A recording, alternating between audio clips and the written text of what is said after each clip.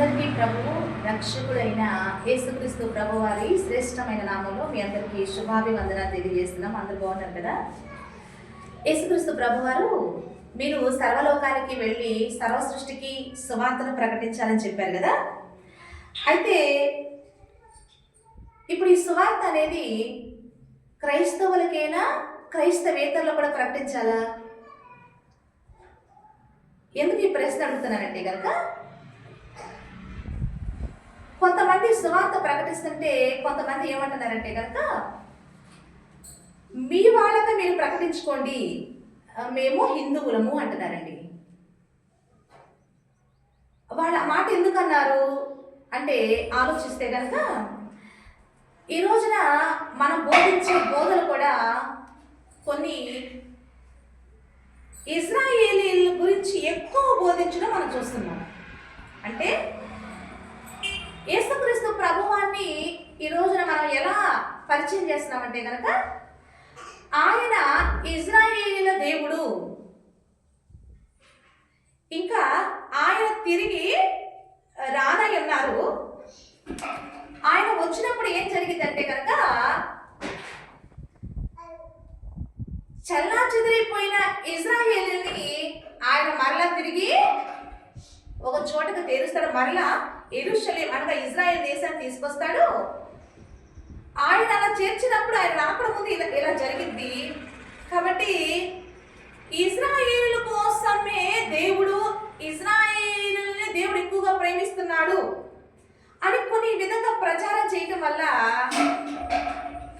ఇప్పుడు ప్రజలు ఎలా ఆలోచిస్తున్నారంటే కనుక, ఆయన ఇజ్రాయేల్ దేశానికి దేవుడు కాబట్టి, ఆయన ప్రజలు ఎక్కువ ప్రేమిస్తున్నాడు కాబట్టి, మీరు మీకు సంబంధించిన వారినే, మీ క్రైస్తవులకే మీరు సువార్త ప్రకటించండి అని అంటున్నారండి. అలా ఎవరు మాట్లాడుతున్నారు అని చూస్తే కనుక, చాలా మంది ఇదే అదునుగా చూసుకొని, మమ్మల్ని మీరు మాకు ప్రకటిస్తున్నారు, మమ్మల్ని మత మార్పిడి చేయడానికి మీరు వస్తున్నారు కాబట్టి ఇది మీ వాళ్ళకే మీరు ప్రకటించుకోండి అని చెప్పి మన మీద తిరుగుబాటుతనంగా మాట్లాడే వాళ్ళు మనం చూస్తున్నామా లేదండి? ఒకసారి మనం ఆలోచిస్తే, నా ప్రశ్న, ఆయన ఇజ్రాయేలుకే దేవుడా, అందరికీ దేవుడా అనేది మనం ఒకసారి ఆలోచిస్తే, అందరికీ దేవుడు అని మనం ఎలా రుజువు చేయాలి అనేది మనం ఒకసారి వాక్య ఆధారాలుగా లేఖన పరిశోధనలో మనం ఒకసారి ఆలోచిస్తే కనుక, అసలు ఇజ్రాయేలుని దేవుడు ప్రేమిస్తున్నాడా, ఇజ్రాయేల్ మాత్రమే ఎక్కువగా దేవుడు ప్రేమిస్తున్నాడా అనేది మనం ఒకసారి ఆలోచిస్తే కనుక, ఈ ఇజ్రాయేల్ గురించి తెస్సలోనిక పట్టణంలో దేవుడు ఏమి రాజ్యం చూస్తే కనుక, తెస్సలోనిక రాసిన మొదటి పత్రిక ఒకసారి 2వ అధ్యాయము ఒకసారి 15 నుంచి ఒకసారి చూస్తే కనుక, ఆ యూదులు తమ పాపములను ఎల్లప్పుడూ సంపూర్తి చేయుటకై ప్రభువైన యేసును ప్రవక్తలను చంపి మమ్మను హింసించి అన్యజనుల రక్షణ పొందుటకై వారితో మేము మాట్లాడకుండా మమ్మను ఆటంకపరచుచు దేవునికి ఇష్టలు కాని వారు మనుషులకందరికి విరోధులనై ఉన్నారు. దేవుని ఉగ్రత తొదముట్ట వారి మీదకి వచ్చేను అనండి. అంటే యూదుల గురించి ఇక్కడ దేవుడు ఏమి రాయించాడని చూస్తే కనుక, దేవునికి ఇష్టలు కాని విధంగా వీళ్ళు ప్రవర్తించలేదంట. వీరు యేసును చంపారంట, ప్రవక్తలు కూడా చంపారంట, ఇంకా క్రీస్తుని అంగీకరించిన యూదుల్ని కొంతమందిని భయంకరంగా హింసించారంట. అన్యజనులు ఎవరైనా రక్షణ పొందుతుంటే అక్కడ కూడా వెళ్ళి యూదులంట హింసించారంట. కాబట్టి వీళ్ళు ఎలా ఉన్నారంటే, దేవునికి ఇష్టలు కాని వారు విరోధులుగా ఉన్నారంట. దేవుని ఉగ్రత తుదముట్ట వారి మీదకి వచ్చింది అన్నాడండి. ఎందుకు వచ్చిందా? వచ్చిందండి. ఎప్పుడంటే క్రీస్తు శకం 70లో అనేర చక్రవర్తి పరిపాలన చేస్తున్నప్పుడు భయంకరమైన ఊచుకోత జరగడం మనం చూస్తాం. భయంకరమైన యుద్ధం జరగడం మనం చూస్తాం. ఆ టైంలోనే యూదులు చాలా మంది ఏమైపోయారంటే కనుక చల్లా చెదరైపోయి వెళ్ళిపోయారు మనం చూస్తాం. అందుకే ఈ మధ్య గుంటూరులో యూదులు కనపడ్డారని చెప్పి ఈ మధ్య మనం న్యూస్ చూసాం కదా. అంటే గుంటూరులో వాళ్ళు యూదులు చల్లా చెదరైపోయిన యూదులు గుంటూరులో అంటే మన ప్రాంతంలో మనకు దగ్గరగా చూస్తే గుంటూరు ఇంకా అనేక దేశాలకు వెళ్ళినట్టుగా కూడా బైబిల్ గ్రంథంలో ఆధారాలు ఉన్నాయి. అయితే వాళ్ళు ఏ పద్ధతి ప్రకారం దేవుని ఆరాధిస్తున్నారని చూస్తే కనుక వాళ్ళు ధర్మశాస్త్ర పద్ధతి ప్రకారం మోషే గారు ధర్మశాస్త్రం ఇచ్చారు కదా. ఆ ధర్మశాస్త్ర పద్ధతి ప్రకారము వారు దేవుని ఆరాధిస్తూ ఆ ధర్మశాస్త్ర పద్ధతులు ధర్మశాస్త్ర క్రియలు చేస్తూ దేవుని ఆరాధిస్తూ యేసుక్రీస్తుని అంగీకరించని పరిస్థితిలో మన గుంటూరులో ఉన్న వారు కనపడ్డారు. అదేవిధంగా ఇప్పుడు ఇజ్రాయేల్ దేశంలో ఉన్న వీరు కూడా యేసుక్రీస్తు ప్రభువు అనే వారు అంగీకరించారా? లేదు. ఇప్పటికి ఇజ్రాయేల్ దేశంలో ఉన్నవారు క్రీస్తుని అంగీకరించారా? లేదు. క్రీస్తు ఇంకా వాళ్ళు మా మెస్సియా ఇంకా వస్తాడు, మెస్సియా కోసం మేము ఎదురు చూస్తున్నామని చెప్పి ఇంకా వాళ్ళు ఎటువంటి పద్ధతులను పాటిస్తున్నారని చూస్తే కనుక ధర్మశాస్త్ర పద్ధతుల ప్రకారమే వాళ్ళు భక్తి చేస్తున్నట్టు మనం చూస్తున్నాము. ఇప్పుడు వీళ్ళు ఈ విధంగా చేస్తూ ఉంటే ఇప్పుడు దేవుడు ఈ ఇజ్రాయేలు ప్రజల్ని ఇంకా నేను వారి దేవుడని చెప్పుకుంటున్నాడా అని చూస్తే ఒకసారి ఇప్పుడు అక్కడ ఉన్న యూదులందరూ కూడా ఏమని నమ్ముతారంటే కనుక మోషే ధర్మశాస్త్రం నమ్ముతూ మనం చూస్తున్నాం. ఇది ఇప్పుడే కాదు, సృష్టి ఆరంభం యేసుక్రీస్తు ప్రభువు వచ్చినప్పుడు కూడా అపొస్తలులు పిలిచినప్పుడు కూడా ఈ అపొస్తలులందరూ కూడా మేము యూదులము అని మాకు మాత్రమే దేవుడు కలిగి ఉన్నాడని చెప్పి వాళ్ళందరూ కాన్ఫిడెంట్ తో ఉన్నట్టు మనం చూస్తున్నామా? అంటే వీళ్ళు అన్యజనులను ఎలా చూస్తారంటే కనుక చాలా హీనంగా చూస్తున్న పరిస్థితులు బైబిల్ గ్రంథంలో రాయబడి మనం చూస్తున్నాం. అయితే యేసుక్రీస్తు ప్రభువు వారు వచ్చి ఆయన పేతురు గారిని కొర్నేలి గారికి పంపించడం మనం చూస్తున్నాం కదా. ఆ కొర్నేలి గారింటికి యేసుక్రీస్తు ప్రభువు వారు వెళ్ళినప్పుడు వెళ్ళబోయే ముందు పేతురు గారికి దేవుడు ఒక దర్శనం చూపిస్తాడు. మనందరికీ తెలిసిందే కదా. ఆకాశం నుండి ఒక పెద్ద గిన్నె, ఆ గిన్నెలో రకరకాల చతుష్పాద జంతువులు ఉంటే ఆ గిన్నె పేతురు గారి ముందు దిగొచ్చి దేవుడు ఏం చెప్తాడంటే పేతురు ఇందులో ఉన్న ఈ జంతువులు తిను అని చెప్తాడు ఆయన. అప్పుడు పేతురు గారు ఏమన్నారంటే కనుక అమ్మ ఇవి అపవిత్రమైనవి నేను తిన్ను అంటాడండి ఆయన. దేవుడు పవిత్రం చేసిన వాటిని నువ్వు ఎందుకు అపవిత్రం అయిన అంటున్నావని దేవుడు అడుగుతాడండి. అంటే దేవుడు ఏం చెప్పాలనుకుంటున్నాడు, ఏమి ఆ పేతురు గారికి ఆయన ఇచ్చిన సందేశం ఏంటని అప్పుడు పేతురు గారు అర్థం కాలేదు. కానీ ఒక మనిషి వచ్చి కొర్నేలి ఇంటికి దేవుడిని పిలిపిస్తున్నాడు రమ్మన్నాడని చెప్తే అప్పుడు కొర్నేలి ఇంటికి వెళ్ళినప్పుడు ఆ కొర్నేలి ఎవరంటే కనుక ఒక యూదుడు కాని అన్యజనుడు. ఆ కొర్నేలి ఇంటికి దేవుడు మరి పంపించి కొర్నేలి ఇంటి దగ్గర దేవుడు పేతురు గారికి ఇచ్చిన క్లాస్ ఏంటి అంటే కనుక నేను యూదులకు మాత్రమే దేవుడును కాదు, యేసుక్రీస్తు అందరికీ ప్రభువు, దేవుని మహిమ కలుగును గాక అని పేతురు గారి ద్వారానే దేవాది దేవుడు తెలియజేశాడండి. కాబట్టి ఇప్పుడు యేసుక్రీస్తు ప్రభువారు ఒక్క ఇజ్రాయేలుకు మాత్రమే దేవుడు అంటే కానే కాదు. యేసుక్రీస్తు ప్రభువారు ఆయన ఏం తెలియజేస్తాడంటే కనుక నేను అందరికీ దేవుడను అని తెలియజేస్తాడు. అంటే ఇందులో క్రైస్తవులేనా, క్రైస్తవేతరులు కూడా ఆయనే దేవుడంట.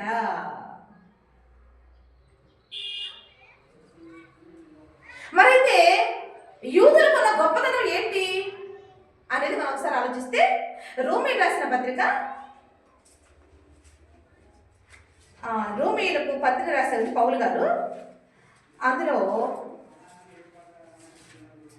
3వ అధ్యాయము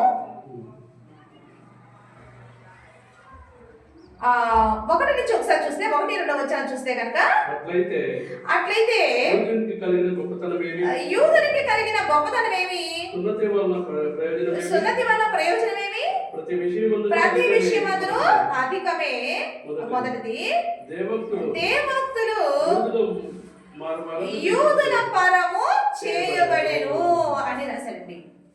అంటే యూదులకున్న గొప్పతనం ఏంటి అంటే కనుక మొట్టమొదటిగా దేవోక్తులు అనగా దేవుని మాటలు. ఫస్ట్ దేవుని మాటలు ఎవరి దగ్గరకు వచ్చినాయి అంట? యూదుల దగ్గరకు వచ్చినాయి అంట. అందుకే రక్షణ ఎవరి నుండి ఆరంభమైందంట? యూదుల నుండే రక్షణ ఆరంభమైందంట. అంటే యూదుల గొప్పతనం అంటే ఏమీ లేదు. దేవాది దేవుడు ఆయన సర్వలోకానికి తన మాటలు ఇవ్వాలనుకున్నాడు. ఆయన ఇస్తూ మొదటగా ఎవరికి ఇచ్చాడంటే కనుక యూదుల దగ్గరికి మొట్టమొదటిగా దేవుని మాటలు వచ్చినాయి.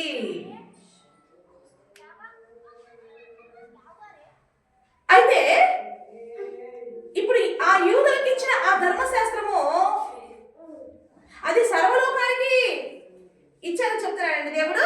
కానే కాదు, అసలు యూదుల దగ్గరికి మొట్టమొదటిగా ఆ మాటలు ఇచ్చి దాని గురించి దేవుడు ఏం తెలియజేసిన చూస్తే కనుక చూడండి, గలతీ రాసిన పత్రిక 3వ అధ్యాయము 19వ వచనం చూస్తే కనుక, అలాగైతే ధర్మశాస్త్రం ఎందుకు?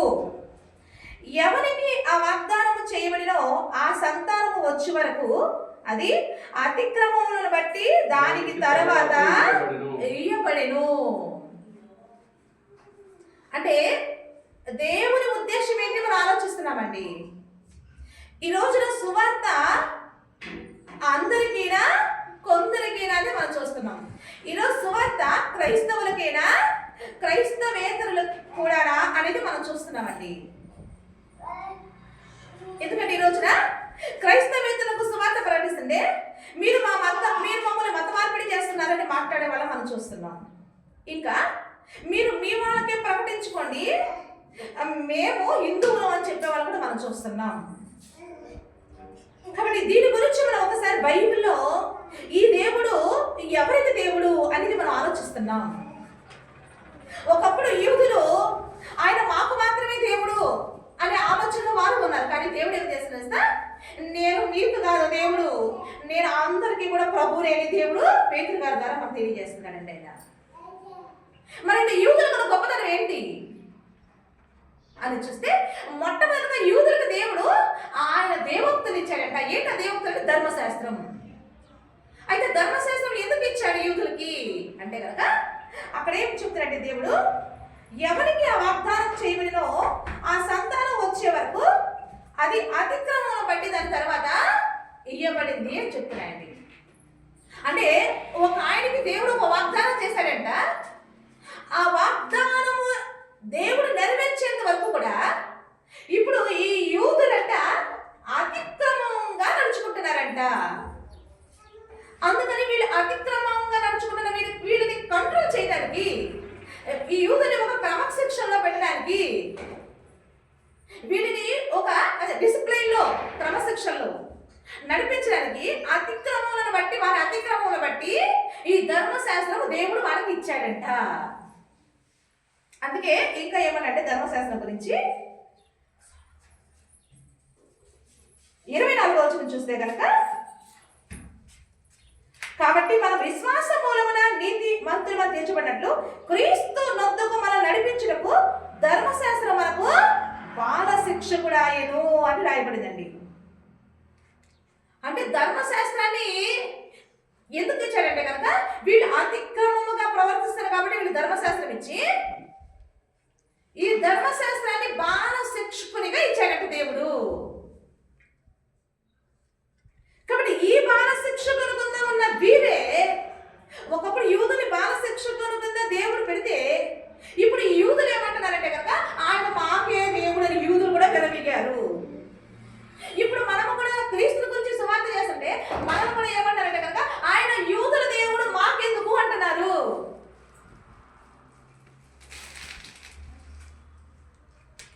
కాబట్టి మనం ఆలోచిస్తున్నామండి, యేసుక్రీస్తు ప్రభువారు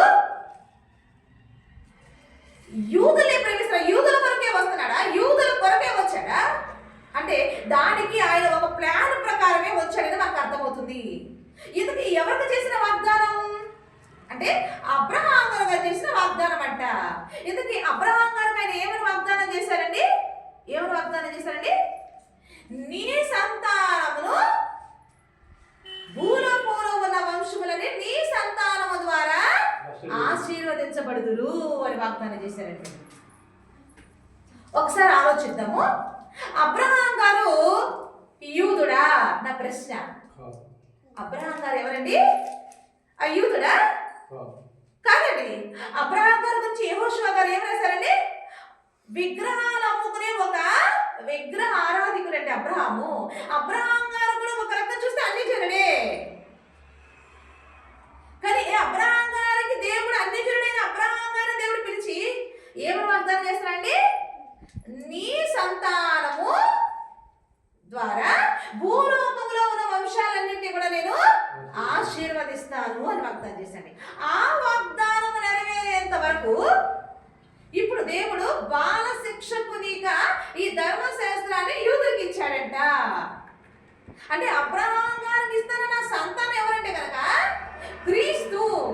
ఆ క్రీస్తు ద్వారానే నేను ఆశీర్వదిస్తాను అంతనే నేను తెలియజేస్తున్నానండి. అనగా యూదులంటే అంటే యూదులు ఎక్కడి నుంచి వచ్చారు? యూదులు ఎవరు అంటే కనుక అబ్రహాము కుమారుడు ఇస్సాకు. ఇస్సాకు పిల్లలు ఏశావు, యాకోబు కదా. ఇప్పుడు యాకోబును దేవుడు ఆశీర్వదించి ఈ యాకోబుని ఇజ్రాయేలుగా మార్చి ఈ ఇజ్రాయేలుకు పుట్టిన 12 మంది పిల్లలు 12 గోత్రకర్తల ద్వారా ఈ రోజున వేవేల మంది జనాంగాన్ని దేవుడు ఐగుప్తులోనికి పంపించి 70 మందిగా ఇజ్రాయేలీయుల్ని 70 మందికి ఐగుప్తు పంపించి ఐగుప్తులో అక్కడ ప్రజలు విస్తరింపజేసి అక్కడి నుంచి దేవుడు ఆ 12 మంది గోత్రకర్తలందరినీ కూడా మోషే గారితో విడుదలించాడా లేదండి? విడిపించాడా లేదా? ఆ జనాంగమే ఇజ్రాయేలీలు. అయితే వీళ్ళు ఒకప్పుడు రూబేను గోత్రము, మరి రకరకాల గోత్రాలుగా పిలువబడిన వీరందరూ కూడా తర్వాత కాలంలో యేసుక్రీస్తు ప్రభు వారు వచ్చే కాలంలో వీళ్ళందరూ ఒక్క గోత్రంగా పిలువబడేది యూదా గోత్రం. అంటే యూదులుగా వీళ్ళందరూ పిలువబడ్డారు. మళ్ళీ యూదుల్లో కూడా తెగలున్నాయి. యూదుల్లో కూడా పరిసయ్యులు ఉన్నారు, సద్దూకయ్యులు ఉన్నారు, శాస్త్రులుగా పిలువబడేవారు ఉన్నారు. అయితే ఒకసారి ఎవరు పౌలు గారు ఆయన గురించి రాజుగారు చెప్పుకుంటే ఏమన్నా తెలుసా? నేను బెన్యామీను గోత్రానికి సంబంధించిన వాడిని అన్నాడా లేదండి పౌలు గారు? అంటే ఈ 12 మంది గోత్రాలని కలిపి యూదులుగా పిలువబట్ట మనం చూస్తున్నాము. అయితే ఇప్పుడు మన ప్రశ్న ఏంటంటే, దేవుడు యూదుల్ని ప్రేమిస్తున్నాడా? మన చెల్లా చెదరైపోయిన యూదులందరినీ సమకూరుస్తాడా? ఇవన్నీ వాస్తవమైనవేనా అనేది మనం ఆలోచిస్తే కనుక బైబిల్లో కొన్ని అర్థం కాని విషయాలు చాలా ఉన్నాయండి. కాబట్టి యేసుక్రీస్తు ప్రభు వారు కూడా ఒకసారి ఏమన్నారంటే, ఈ పరిసయ్యులు సద్దూకయ్య శాస్త్రులు ఏమన్నారంటే, వాళ్ళకి ఆ వాక్యం అర్థం కాకపోతే మీరు లేఖనములో ఉన్న శక్తి మీకు అర్థం కాక మీరు పొరపడుతున్నారు అన్నాడండి ఆయన. కాబట్టి ఈ రోజున లేఖనములో అర్థం కావడానికి చాలా కష్టతరమైపోయి ఇంకా ఆయన ఇజ్రాయేలీని ప్రేమిస్తున్నాడు, ఆ దేశానికి మరలా రాబోతున్నాడు, చెల్లా చెదిరైపోయిన వారందరినీ కూడా మరలా ఆయన చేర్చబోతున్నాడు, మరలా యెరూషలేములో మరలా 3వ మందిరం కట్టబడుతుంది, అదిగో ఆయన రాబోతున్నారు, ఆయన రాకడ సమీపమైంది అని చెప్పి ఇప్పటికీ అనేకమైన విషయాలు ప్రకటించబడ మనం చూస్తున్నాము. అయితే ఇప్పుడు అవన్నీ నిజమా అని మన లేఖన పరిశోధనలో మనం ఆలోచిస్తే కనుక, అలా అయితే దేవుడు నిజంగానే అవన్నీ ఇజ్రాయేలే ప్రేమిస్తే ఇజ్రాయేల్ కొరకు ఆ విధంగా వస్తే అసలు ఇలాంటి ఇజ్రాయేల్ సంబంధించిన దేవుడు అసలు నాకు వద్దే వద్దంటాను నేనైతే. అవునండి, నేను ఎప్పుడైతే ఆయన అంగీకరించానో, ఒకప్పుడు నేను కూడా ఒక హైందవాన్ని, క్రీస్తుని నేను అంగీకరించడానికి నా బలమైన కారణం ఏంటంటే కనుక ఆయన ఇజ్రాయేల్ దేవుడు మా దేశపు దేవుడు కాదు అని అనుకున్నప్పుడు నేను ఆయన మీద నా మనసు పెట్టలా. కానీ అదే యేసుక్రీస్తు ప్రభు వారు పేతురు గారి ద్వారా ఆయన అందరికీ ప్రభువు అని ఎప్పుడైతే ఆయన చెప్పాడో అప్పుడు నేను ఆయన అంగీకరించానండి. దేవుడు మహిమ కలుగును గాక. కానీ ఈరోజు మనం ఆలోచిస్తే యేసుక్రీస్తు ప్రభు వారు ఒక్కరిని ప్రేమించట్లేదు, కానీ ఆయన అందరినీ ప్రేమిస్తున్నాడు, ఆయన